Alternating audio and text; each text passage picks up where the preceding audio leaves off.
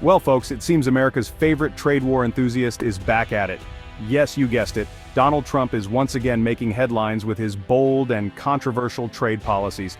That's right, Donald Trump, in a move that surprised absolutely no one, has slapped tariffs on a whole bunch of goods coming from, you guessed it, China.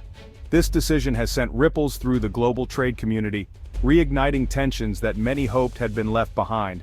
Now, I'm no economist, but even I know that tariffs are like trying to put out a fire with gasoline.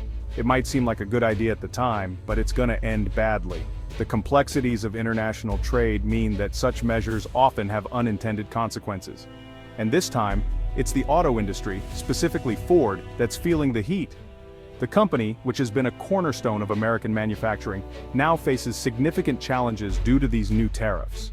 These tariffs, which Trump argues will protect American jobs, are essentially taxes on imported goods.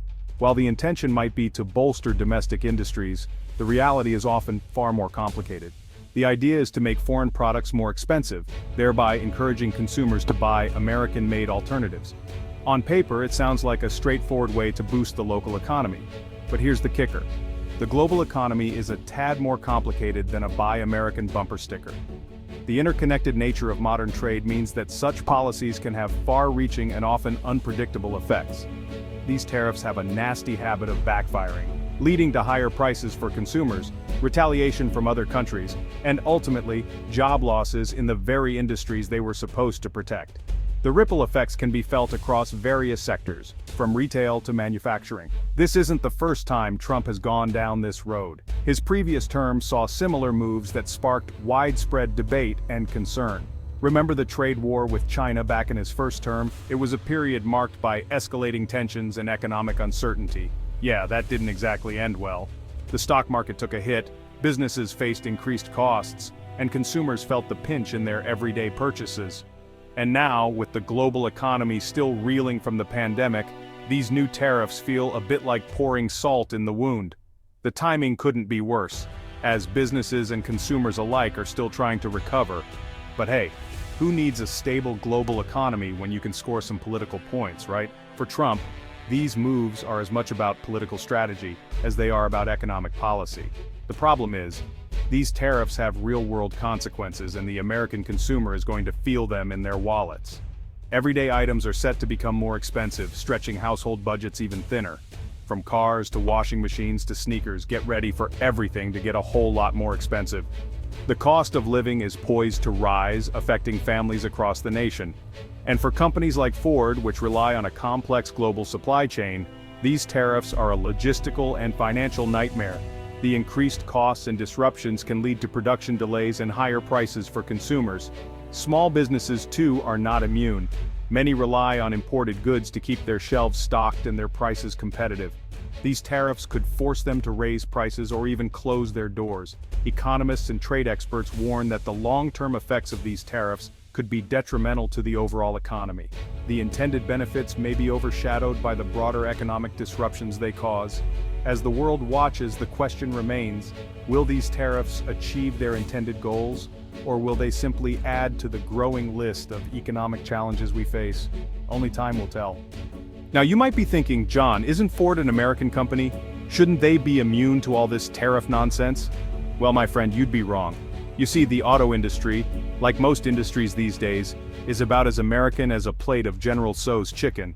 Ford, despite being as American as apple pie and baseball, which let's be honest are probably made in China anyway, relies heavily on a global supply chain. They source parts from all over the world, including, you guessed it, China. These parts are then shipped to Ford's manufacturing plants in North America, where they're assembled into shiny new cars.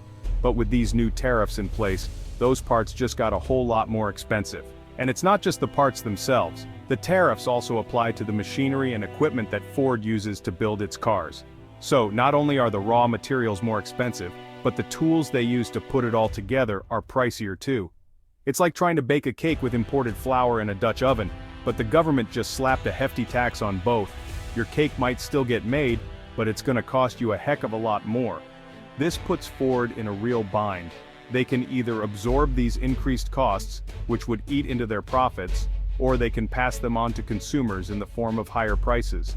And let's be real, no one wants to pay more for a car, especially in this economy. The ripple effects of these tariffs are far-reaching. It's not just about the immediate cost increase. When parts and machinery become more expensive, production can slow down. This means fewer cars are being made.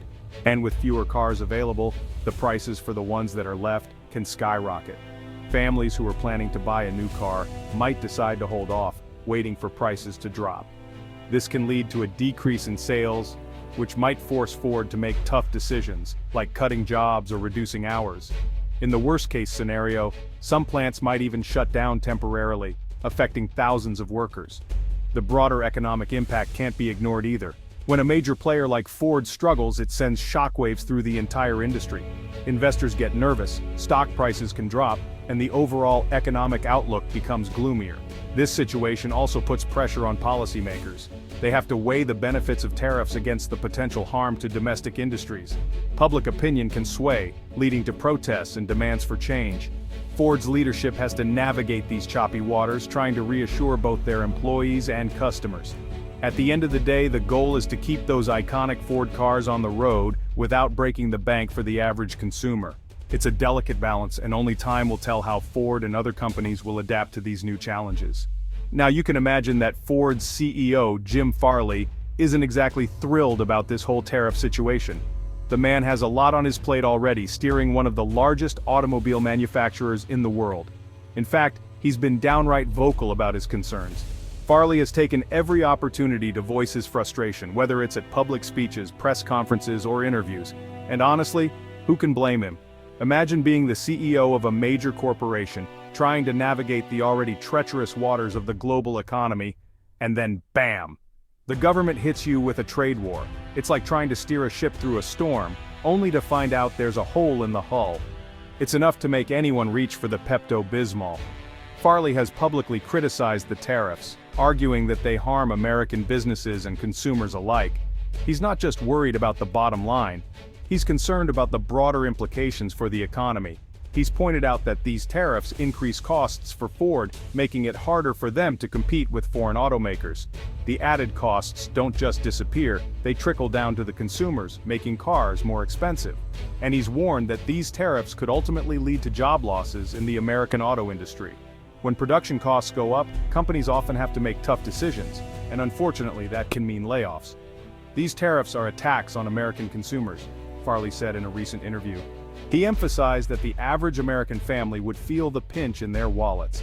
They're going to make cars more expensive, and that's going to hurt demand. When people can't afford new cars, they hold on to their old ones longer, which affects sales and in turn, the entire supply chain. And when demand goes down, jobs go down. It's a vicious cycle that could have long-term repercussions for the industry. He's not wrong. The auto industry is a major employer in the United States, and any disruption to the industry could have ripple effects throughout the economy. From suppliers to dealerships, the impact would be widespread, affecting countless American families. Farley's frustration is not just about corporate profits, it's about the livelihoods of thousands of workers and the health of the American economy. His concerns are a stark reminder of how interconnected our global economy truly is. So, what does this all mean for the average American car buyer? Well, in short, get ready to shell out some serious dough. Those shiny new F-150S and Mustangs aren't going to pay for themselves, and the tariffs are going to make them pricier than ever. And it's not just Ford. These tariffs are going to impact the entire auto industry, so whether you're in the market for a Chevy, a Toyota, or a Hyundai, expect to pay a premium. But it's not just about the price tag. These tariffs could also lead to job losses in the auto sector. As Ford and other automakers face higher costs, they may be forced to cut back on production or even close plants. And when people lose their jobs, they have less money to spend, which further slows down the economy. It's a vicious cycle. And it's not just the auto industry that's at risk. The tariffs could also impact other sectors that rely on imported goods, from electronics to agriculture. So, buckle up, America, because this tariff roller coaster is just getting started.